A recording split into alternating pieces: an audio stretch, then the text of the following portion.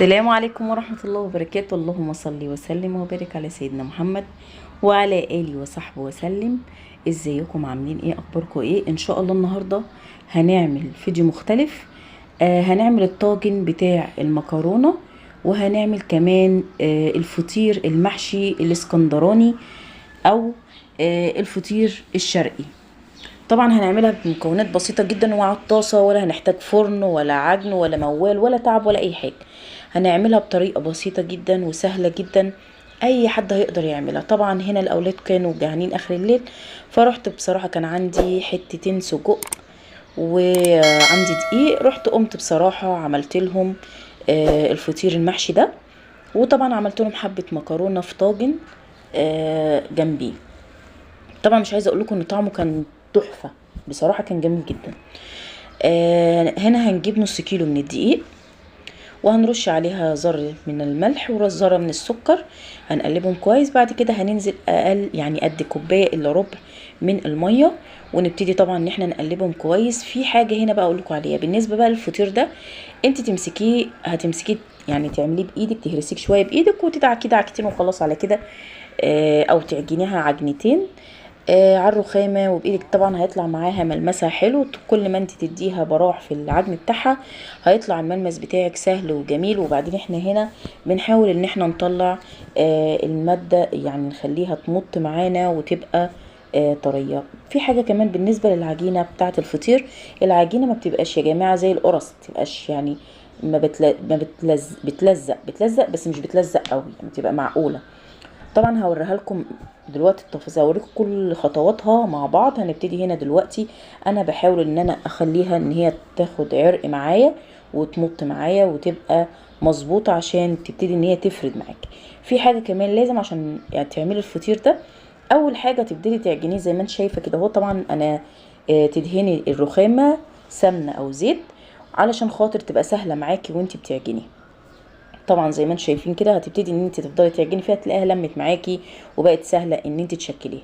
هبتدي ان انا اقطعها بالشكل اللي انتم شايفينه. طبعا اكون دهنه الرخامه سمنه او زيت علشان خاطر ما تلزقش معانا، وفي نفس الوقت ان احنا يبقى سهل علينا ان احنا نفردها مع بعض. طبعا هنا هسيب العجينه ترتاح شويه بعد ما انا كورتها كده، وهبتدي بقى ان احنا نشتغل مع بعض في الفطير بتاعنا، وهوريكم هتفرد معاكم بكل بساطه من غير تعب من غير اي مجهود. زي ما انتم شايفين كده اهو، خلاص دهنت الرخامه. هبتدي بصوا شايفين بقى بتفرد معايا لوحدها ازاي. هبتدي ان انا افردها كده بالشكل اللي انتم شايفينه ده كده. هتبتدي ان هي تمط معانا وتفرد معانا زي ما انتم شايفين اهي. ولو اتقطعت منك ما تقلقيش، هتتطبق وهتدخل جوه بعضها، مش هيبقى فيها اي حاجه. طبعا انا هنا عشان انا مش عاملاها حلو، فمش هدهن سمنه ولا زبده، هرش عليها الجبنه الموتزاريلا طبعا، والحشوه بتاعتنا ايا كان الحشوه اللي انت عايزاها. طبعا انا عملت السجق معاكم قبل كده، بتشوحي له بصله وتروحي نازله عليه بالسجق، بعد كده بتنزلي عليه بفلفل والقوطه اخر حاجه والبهارات بتاعتنا، وبكده ادي حشوه السجق. طبعا عندي طاسه على البوتاجاز او اي حاجه بتدهنيها سمنه او زيت، وتروحي حطاها على نار متوسطه، وتبتدي ان انتي تحطي الفطير بتاعك عليها علشان خاطر تبتدي ان هي تستوي على نار هاديه، لان احنا مش هنحطها في الفرن، فهي مش محتاجه، يعني هي هتحتاج ان انت تسيبيها على نار هاديه تطلع معاكي مورقه وجميله من جوه، ما تبقاش نيه. خلاص كده برضو هبتدي ان انا احط الحشوه التانية. طبعا حابه تحشيها لحمه مفرومه، جبنه، زي ما انت تحبي. وان شاء الله برضو هنزل لكم بالفيديو التاني. انا الفيديو ده كان فيديوهين، يعني فيديو واحد بس انا قسمته عشان خاطر ما يبقاش طويل عليكم. الفيديو انا عملت الفطير الحادق وعملت الفطير الحلو، فحبيت ان انا اقسم لكم الفيديو عشان ميبقاش طويل عليكم. زي ما انتم شايفين كده خلاص حطيت الحشوه. هبتدي ان انا احط الجبنه الموتزاريلا.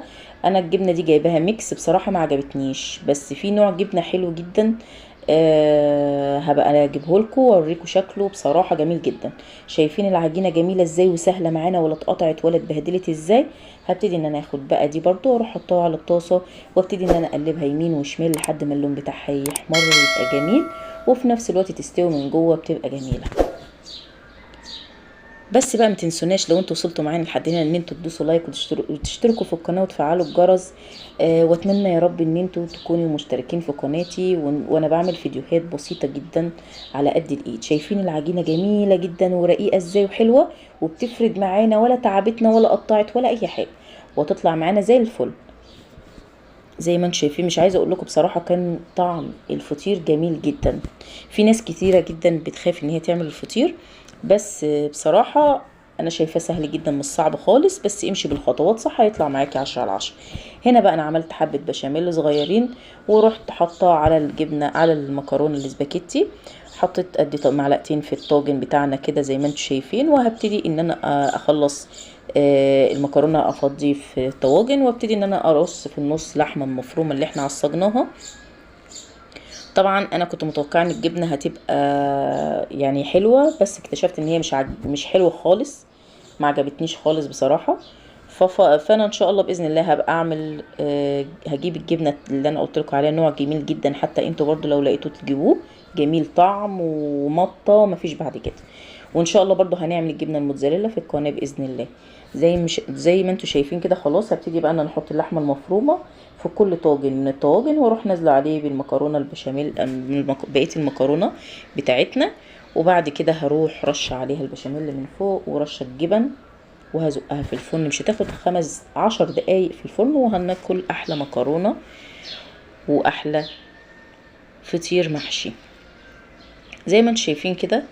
طبعا انا عملت معاكم قبل كده برضو فطيره محشيه اللي هي بالطريقه اللي هي بالقطنيه اللي هي بالفينو، موجوده في القناه لو حابين تشوفوها تعجبكم جدا برضو.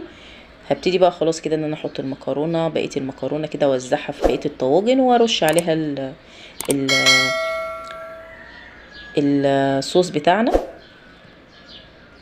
البشاميل. وخلاص على كده هبتدي ان انا ادخلها في الفرن، مش هتاخد قد 10 دقايق، وتاكلي احلى طاجن في ربع ساعه. مش عايزه اقول لكم خلصنا الطاجن ده كان خلصان. والفطير بصراحه يا جماعه ما خدش معايا وقت خالص، انا اشتغلت على طول، ما استنيتش حتى العجينه ترتاح. دي بقى عشوة اخر الليل، بيجي عليك وقت كده بتبقى طالبه معاكي حاجات. طبعا انت لو رحت اشتريت حاجه زي كده من بره تبقى بالشيء الفلاني بقى، والاسعار نار.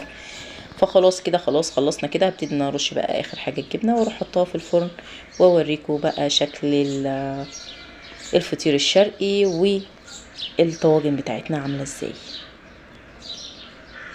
طبعا انا بعمل حاجات اقتصاديه جدا، يعني مش يعني حاجات بسيطه بالنسبه لفي ناس كتيره ما بتبقاش قادره ان هي تجيب المكونات اللي هي الغاليه. فالواحد كل واحد على قد ما بيقدر ان هو يكلف الحاجه بسيطه ممكن تطلع معاكي جميله. انا مش مكلفه هنا خالص.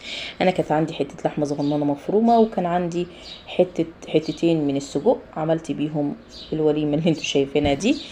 وادي الشكل النهائي بقى بتاعنا، شايفين الجمال والحلاوه. طبعا مفيش بعد كده، مالي مركزه، طعمه جميل جدا مع الفلفل الحراق بقى والمخلل، يا جماله يا جماله. شايفين الفطير جميل ازاي، طبعا بيتكلم عن نفسه. وادي المكرونه بتاعتنا، شايفين شكلها حلو ازاي. طبعا طعمها جميل جدا وهي سخنه، بس ما كانتش عجباني بصراحه. المطه بتاعت الجبنه دي كانت مش عجباني خالص، النوع مش حلو. فانا ان شاء الله مش هجيبه تاني، هجيب النوع الانضف منه اللي هو لون الكيس بتاعه لونه ازرق، بس انا مش فاكره بصراحه اسمه. وادي هوريها لكم الفطير من جوه عامل ازاي، وطري وجميل، مش ناشف، طري جدا وجميل. شايفين طبعا مفيش بعد كده، ومورق وجميل من جوه. يا رب يكون الفيديو عجبكم، متنسوناش بلايك والاشتراك في القناه وتفعيل الجرس، وهنزل لكم ان شاء الله بالجزء التاني. مع السلامه.